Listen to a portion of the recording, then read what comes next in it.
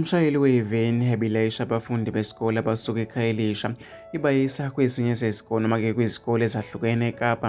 Uhlulekile ukulawula imoto yakhe ngenxa yokugijima ngokweqile, ebhabhalaza yashayisa irobhothi nezinye izimoto. Izingane bezihlezi ngemuva, imoto izichithile zagcwala umgwaqo, ezinye zingene ngaphansi kwebhasi, ezinye ngaphansi kwetekisi zancafazeka zashona. Abezimo eziphuthumayo bathi-ke ezinhlanu izidumbu abazitholile. Kuthiwa-ke ingane esindile ilele impilo yayo kanzima esibhedlela, imibiko noma-ke engakaqinisekiswa ukuthi umalume yena usindile yini engozini. Abantu abaholeka nje ey'nkundleni zokuxhumana, nangomunye uthi-ke kwaze kwanzima Nkosi ngabantwana bakho Jehova, ngikhalela-ke abazali.